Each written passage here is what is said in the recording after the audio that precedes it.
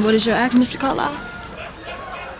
I don't have an act. Welcome to MsMojo, and today we're counting down our picks for the films that faithfully depict real-life events and those that either distort the truth or fabricate it altogether. The grandson of the Warrens recently spoke out to proclaim that despite the Conjuring series claiming to be based on a true story, the new film is just complete fantasies, and there is nothing real about the franchise. You think can happen?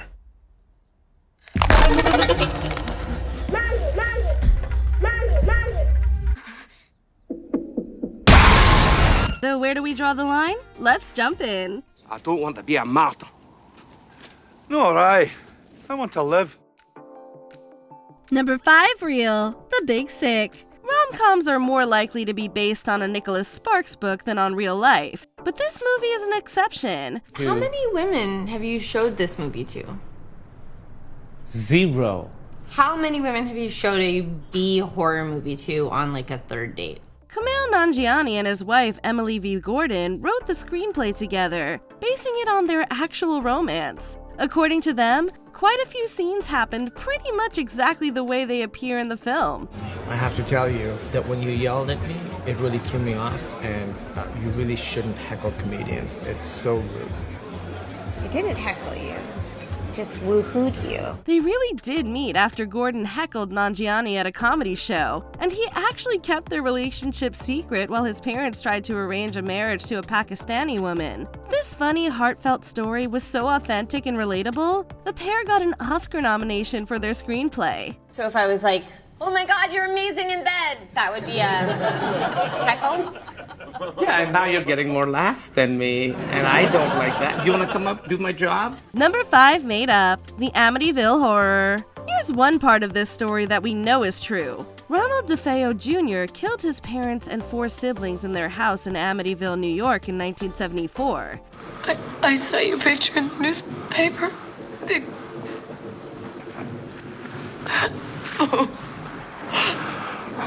I wouldn't hurt you. He confessed and went to prison for life. Just 3 years later, author Jay Anson published a book about the tragedy and the supposed supernatural events that took place in the house after it was bought by the Lutz family. Oh, you're going to be very happy. It's a wonderful house. I'm sure they'll accept your offer. Don't worry about a thing. I'll handle the details. Just go on and get ready to move. That book was turned into a movie, which has since spawned an entire franchise. However, Ronald DeFeo's lawyer, William Weber, later admitted that he and the Lutzes made everything up. But I knew all along that it was just a commercial venture and it was a fabricated part of it. It wasn't true. He had hoped to use the publicity to get a new trial for DeFeo, while the Lutzes were just in it for the money.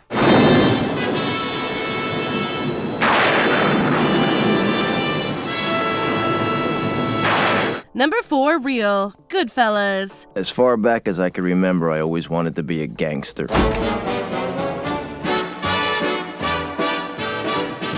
Director Martin Scorsese fell in love with the nonfiction book Wise Guy, a biography of mafioso Henry Hill written by Nicholas Pileggi. He loved it so much that he called up Pileggi out of the blue and convinced him to collaborate on a movie. You took your first pinch like a man, and you learned the 2 greatest things in life. Well, Look at me. Never rat on your friends, and always keep your mouth shut. The result was Goodfellas, which changes some names and details, but is mostly true to the facts. For instance, Joe Pesci's character, Tommy DeVito, was based on the real-life Thomas DeSimone. Good story. It's funny. You're a funny guy. What do you mean? You mean the way I talk? What? It's just, you're just funny. It's funny, the way you tell the story and everything. Funny how? I mean, what's funny about it? He really did shoot Spider the bartender in the leg that later killed him in an act of rage. Scorsese even brought actual gangsters onto the set as consultants. Frenchie and Joe Buddha had to round up the workers. Johnny Roast Beef had to keep them all tied up and away from the alarms. This is a lot. Even Stax Edwards got in on it. Now that's dedication to realism. Number 4 made up, Hidalgo. This epic drama follows Frank Hopkins, an American cowboy who travels to the Middle East to compete in a grueling 3,000-mile horse race. Perhaps you have never heard of the great horse race of the Bedouin. It has been held annually for more than 1,000 years. It's loosely based on the real Hopkins' memoirs, but many of the facts in those memoirs have been debunked by historians. There's no record of Hopkins ever performing in Buffalo Bill's Wild West show or being part of the Lakota tribe. And now, folks, you remember them? Rough Riding Fred Hopkins and his horse, Hidalgo! The 3,000-mile race across the desert never existed and probably isn't even physically possible. One thing the filmmakers did get right is the depiction of the Lakota culture. Chief says his people are vanishing faster than he can earn silver with you. Get this right. Curb your tongue, Nate. Let the chief speak. They brought in Lakota historians and elders to ensure that everything was accurate, and they did so well that screenwriter John Fusco was later adopted as an honorary member of the tribe. Number 3 reel, Fruitvale Station. We're gonna go to Frisco, right? See the fireworks? Yeah. We'll do that. For director Ryan Coogler, it was important to get this one right. The movie portrays the last 24 hours of Oscar Grant's life before he was shot by police at an Oakland train station. Shots fired, Fruitvale. Code 3. Stage fire, medical. The tragedy happened in 2009 while Coogler was in grad school, and Fruitvale Station became his feature debut. He worked with Grant's family and their attorney to ensure that the portrayal was true to life. You guys aren't gonna sleep over too? We already promised our friends we was gonna kick it with them tonight. But we'll be back before you wake up, though. The film even includes real cell phone footage of the incident, and it was shot at the actual Fruitvale Station. Coogler said later that he wanted audiences to get to know Oscar as a person, so they would understand what his death really meant. I told him to take the train. I told him to catch the BART. I didn't know they were gonna hurt my baby. Number 3 made up, The Fourth Kind. The creators of this movie went to a lot of trouble to convince audiences that it was based on a true story. 911, what is your emergency? Ma'am, what's the problem? Ma'am? The sci-fi horror follows a psychologist investigating alien abductions in Alaska. It opens up with star Mila Jovovich talking directly to the camera, telling us that she's playing a real person and that the events depicted actually happened. I'm actress Mila Jovovich, and I will be portraying Dr. Abigail Tyler in The Fourth Kind. This film is a dramatization of events that occurred October 1st through the 9th of 2000. The movie also includes supposed archival footage of alien possessions. The marketing campaign even put out fake news articles about the abductions, but it foolishly put names of real Alaskan newspapers on those articles. Hi, I was wondering, are you familiar with a person named Dr. William Tyler? No, I'm not. I'm sorry. Alaskan journalists sued the studio, which settled with them for $20,000. Some people did go missing in Alaska in the early 2000s, but investigators found no evidence of anything extraterrestrial. I just want my little girl back. She's all I have. Number 2 reel, Can You Ever Forgive Me? I have a new grandkid, and he got my old nose. Do I have to leave him an extra something for repairs? Ironically, this true-to-life biopic revolves around a writer who was mostly famous for committing forgeries. Melissa McCarthy plays Lee Israel, an author whose career hit a slump in the early 90s. I'm working on a lot of fascinating projects. I just need my agent to call me back. I don't think the world is waiting for another Fanny Bryce biography, Lee. In desperation, she starts forging letters from dead celebrities and selling them to dealers. She builds up quite a successful business before the FBI catches on. I hate to say it, but your name's been put on a list. On a list? People are on alert. That's all.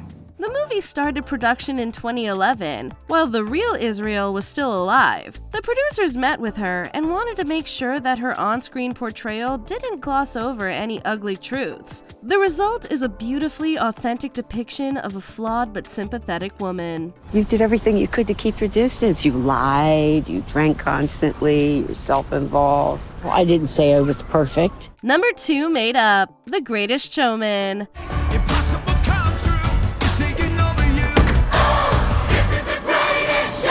This musical doesn't claim to be historically accurate, but the way it portrays certain real people is pretty egregious. The actual P.T. Barnum was not a good dude. I am putting together a show, and I need a star. You want people to laugh at me? Well, they're laughing anyway, kid, so might as well get paid. The first person he displayed in his circus was an enslaved woman named Joyce Heth. Barnum claimed she was 160 years old, and when she died, he sold tickets to her autopsy. Hyperbole isn't the worst crime. Men suffer more from imagining too little than too much.